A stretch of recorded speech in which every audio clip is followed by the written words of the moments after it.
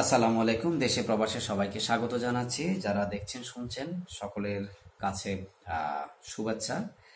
সেই সাথে আমরা শুরু করছি আজকের আলোচনায় যে ব্যাপারটা আমি বলতে চাই, গোলাম মাওলা রনি, আপনারা যাকে খুব এক নামেই চিনেন, যিনি আলোচনা করে থাকেন বিভিন্ন টক শোতে, লেখালেখি করেন, সেই সাথে সাবেক এমপিও ছিলেন, অর্থাৎ রাজনীতির অঙ্গনে এবং আলোচনা সমালোচনার অঙ্গনে বেশ একটি জনপ্রিয় বা সুপরিচিত ব্যক্তি।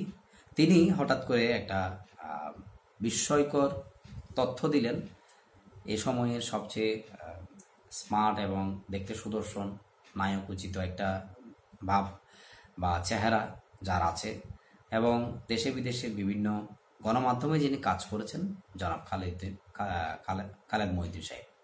খালেদ মহিউদ্দিন সাহেব এখানে রনি সাহেবের যে স্ট্যাটাস, সেখানে একেবারে যেভাবে ভেসেছেন, যেভাবে দুলেছেন, অর্থাৎ রনি সাহেব তাকে যেভাবে দুলিয়েছেন, সেই বিষয়গুলো আমি যতই পড়ছি মানে আশ্চর্য হচ্ছে, এবং সেই সাথে আমার বুক ফাটা কান্নার যে ব্যাপারটা, সেটা থমকে গিয়ে আমার যে একেবারে অট্টহাসির একটা ব্যাপার আছে সেটা চলে আসছে। বাট আমি যে আপনাদের সাথে কথা বলছি, সেই কারণে এই কথার ফলে অট্টহাসিটা এখানে বেমানান বলে আমি দিতে পারছি না। যাই হোক, যে আলোচনাটা এখানে, সেটা সরাসরি আমি আপনাদেরকে বনিতা না করে তুলে ধরি, এরপরে আলোচনায় ফিরব।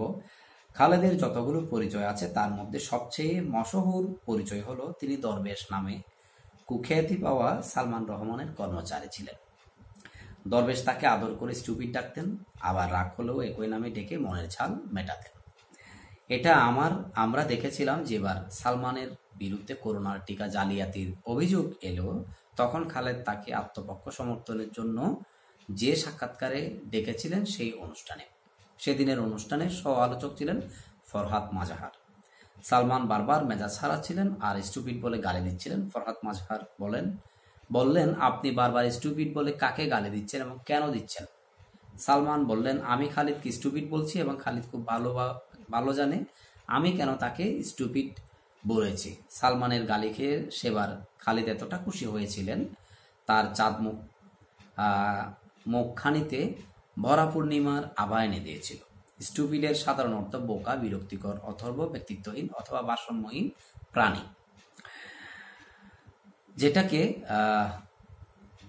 গ্রামের ভাষায় কি বলে, মানে বোকা, আমি এটা বলতে পারছি না, ফাজিল, ছাগল, গাধা, বলদ ইত্যাদি নামে ডাকে। ইদানিং খালেদের কিছু বক্তব্য, আচরণ, অঙ্গভঙ্গি, পোশাক ইত্যাদির যথেষ্ট বিতর্ক তৈরি করছে।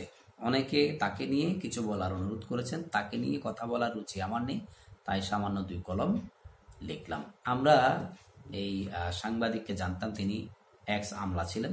সেখান থেকে তিনি এসে নিজের কেরিয়ার গণমাধ্যম জগতে করেছেন।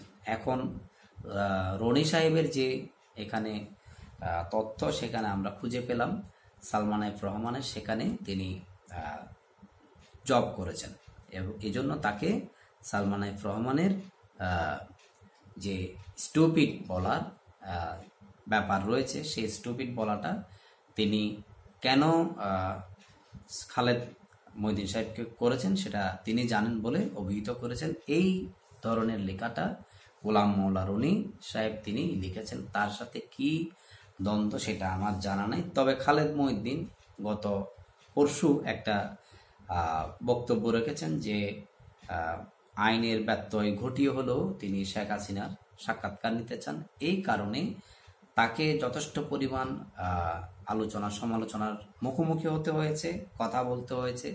নিজেকে যেমন ডিফেন্ড করেছেন, তেমনি এই বিষয়ে সাংবাদিকের জায়গার থেকে, এথিক্সের জায়গা থেকে তার যে ব্যাপারগুলো সেগুলো তুলে ধরেছেন, ইত্যাদি ইত্যাদি। এখন এটা নিয়ে সংবাদ মাধ্যমের আরেক লেডি জার্নালিস্টকে দেখলাম যে তিনি বলছেন যে আমাকে কোটি টাকা দিল, আমি সাক্ষাৎকার নেব না।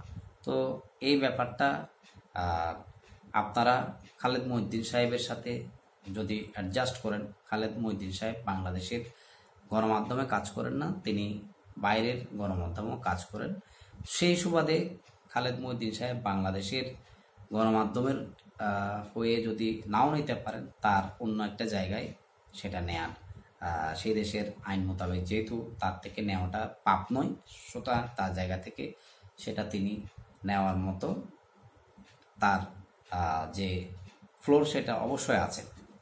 এখন যে মহিলা বলেছেন সে মহিলার হয়তো সেই স্পেসটা নাই, না থাকার পরও তিনি কেন বলেছেন সেটা আমরা যদি খালেদ মহিউদ্দিনের ব্যাপারে যদি দেখি, তিনি বলছেন এই মুহূর্তে কে না চায় শেখ হাসিনার সাক্ষাৎকার নিতে।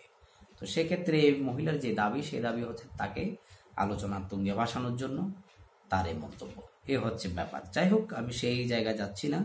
তো খালেদ সাহেবকে নিয়ে রনি সাহেবের এই বক্তব্য আপনারা কেমন উপভোগ করলেন, এবং আসলে মূল জায়গাটা কি আমি যেটাকে মেইন করে রনি সাহেবের এই স্ট্যাটাস তুলে ধরেছি বা বলেছি খালেদ মহিউদ্দিনকে ঘিরে, আপনারাও কি সেটা মনে করেন কিনা আপনারা আপনাদের জায়গা থেকে ছোট ছোট বা লম্বা করে কমেন্টস যতটুকু লেখা যায় লিখতে পারেন।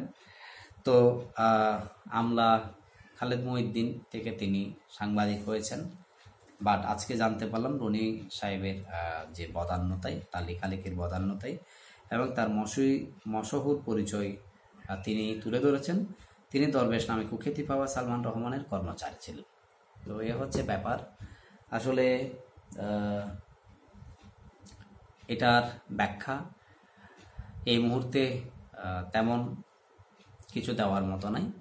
বিষয়গুলো রনি সাহেব যেহেতু বলেছেন, এই প্রেক্ষিতে আমরা ছোট্ট একটা ভিডিও দেখেছি, সেখানে বলা হচ্ছে যে তিনি আমাকে লাথিও মেরেছেন, এই ধরনের একটা বাক্য রয়েছে। অবশ্যই এটা নিয়ে নেক্সট ভিডিওতে ইনশাল্লাহ আপনাদের সাথে আলোচনা করব।